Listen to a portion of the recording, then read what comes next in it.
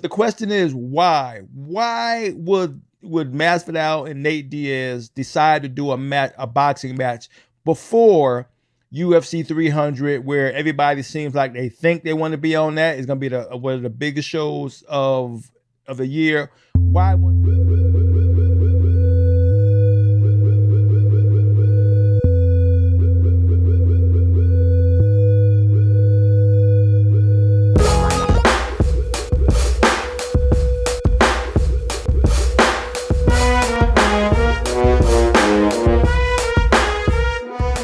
Hey, what's going on, fight fans? Hey, this is Coach D, the Wild Man, coming at you again with another episode of Coach D Media. Now, you know I do Coach D Media. I talk about all things combat sports related, from the highs to the lows. All right, let's go ahead and get back into it. Let's talk about Nate Diaz and Jorge Masvidal getting ready to do a boxing match. Looks like it's supposed to be somewhere in March or something like that in Vegas.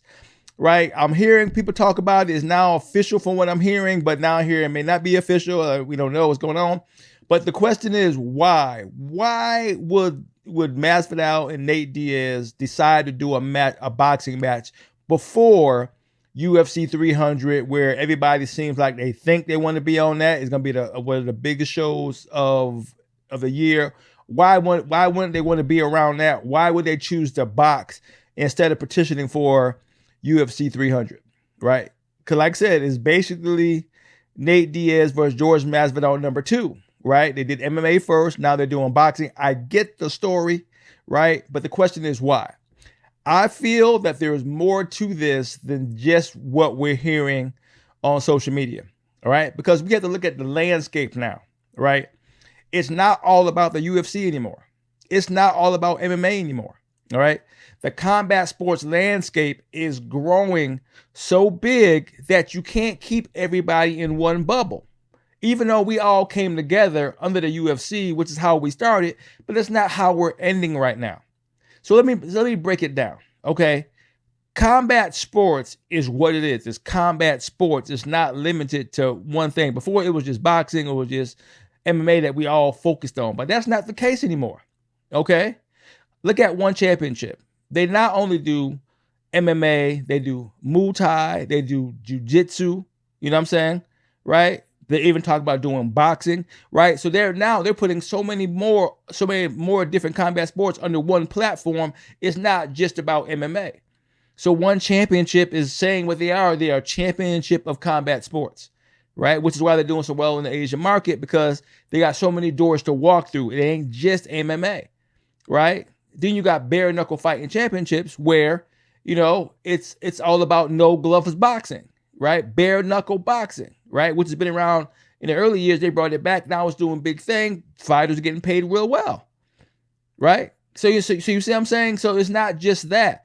Now boxing with MMA fighters is becoming the next big thing. A lot of people who are going from MMA into boxing are now starting to become successful. Right? Started off with Jake Paul. Jake Paul was putting all the fighters that was so-called washed up for the MMA from UFC in boxing matches fighting him, and it became a big thing. Everybody who boxed with Jake Paul coming from the UFC saying they were some of the highest pays they ever got, right? Now here we are. Jake Paul fought Nate before. Jake Paul won, but according to what I'm hearing, everybody got paid pretty well, right? So now you got French Ngannou, who just fought Tyson Fury, huge payday. He's getting ready to fight Joshua Anthony, another huge payday. Looks like it's going to be $20 million for French Ngannou, like $59 million for Joshua, maybe, right? Another huge payday for an MMA fighter, right? And now here we are coming to Nate Diaz and Jorge Masvidal, their second fight, right? In boxing in Vegas, right? And they both have their own promotions. So it's going to be two dual promotions promoting themselves, right? Under, I don't know what banner is going to be, ESPN or whoever's going to be. Could be Jake Paul. I didn't hear that part yet. I didn't read that part, right? But you get where I'm going, right? The door is now wide open to where you don't have to stick to a UFC and MMA format in order to make your money or even to get popular. These two are arguably some of the two most popular fighters, you know, on the planet when it comes to who they are and their ability to brand themselves, right? So it makes perfect sense for them to want to box, especially with the money that comes in. Even low key, they both probably gonna make $1 million a piece, even low key. So you can't even say, that's garbage money. It's not. So even if it don't even do well, pay-per-view wise, they're still gonna make a good little lick off that, right? And it's a boxing match, so how beat up are they actually gonna get, right? They're gonna do some lumps and bruises. They're gonna make it entertaining. Nate don't go down easy. George Masvidal won't go down against Nate. Nate don't got enough power, so it could be very entertaining, and it's gonna throw eyeballs everywhere else, right? Away from the UFC, and then they can turn around and come back if nobody got damaged and find their way on UFC 300 at the rate they're going, right? It's a chance for them to show up in both spots. It could be a win-win, right? Now, that's one way to look at it, right? Here's another way, right? Dana White is getting sick and freaking tired of everybody trying to jump ship, and fight in boxing to make a lick. So, freaking Jorge Masvidal is still under contract with the UFC. He retired from the UFC, but he's still under contract. So he just can't walk and do what the hell he want to do in another promotion or promote himself, do anything without Dana White's approval, which he got according to what I'm hearing, right? But Dana White ain't gonna go, hey man, go ahead and do what you want to do, right? Dana White gonna look, no, I want to lick off this. You ain't gonna just make money off what I help you build. You ain't gonna happen. I want to lick off this.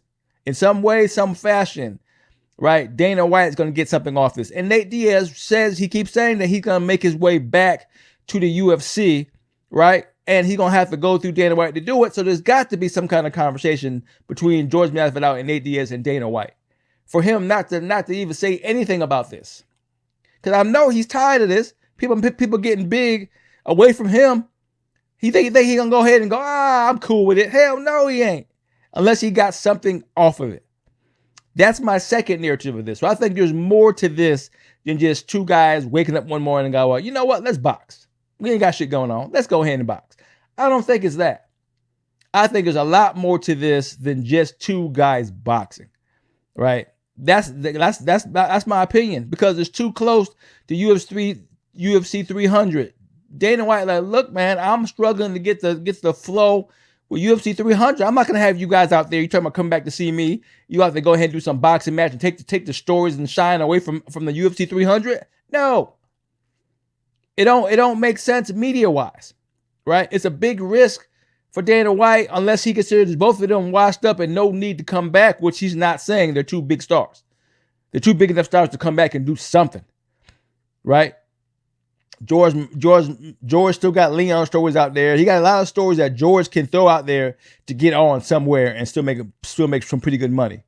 Nate Diaz still got Conor McGregor out there that he can parlay at any given moment, right? They're even saying that the freaking Michael Chandler and Conor McGregor fight's not 100% done, right? So there's room out there for something to happen going into UFC 300, right? So Dana White is not gonna let go do what you want to do. He ain't saying that. Right? But he's being quiet on it, which is not his MO. Normally he talks shit when it comes to boxing and his fighters. And he still considers Jorge Masvidal his fighter. Right? But he's not saying anything? No? Really? Come on now. Right? There's more to this than just two guys boxing. I'm positive of that. Because the landscape is getting too big for fighters to go, I got options now. Right? Back in the day, Dana White had a stranglehold and a foot on your neck if you were a fighter under contract. He like, where you gonna go? What you gonna do? You ain't making no more money nowhere else. Now, bare knuckle fighting, boxing, there's other ways to make money. PFL out there with a war chest that they building. There's more. You can go places and make money now, right? And it's gonna get fighters thinking that maybe I just let my contract run out with the UFC and throw my hand out there and see if I can get me a bigger bag, right? But not while you on the contract and Dana White knows what's out there. He like the hell to the effing no, unless he's getting a piece somewhere somehow. Or else he about to do the okie doke somewhere. Or else he just wouldn't let it happen. He would not let it happen, right? That's my take. There's more to this than meets the eye. It ain't just a simple old boxing match, right? But I'm dying to see. I'm keeping my eye on this because it's getting kind of interesting. So let's see what's going on. All right, that's all I got. I had to put it out there because, yeah, things are starting to get interesting. I told you 2024 is going to be something to keep an eye on. So we're going to see. We going to effing see. All right, that's all I got. This is Coach D. Doing what I'm doing, calling it like I see it, talking my share of shit. To hear from me again, peace out.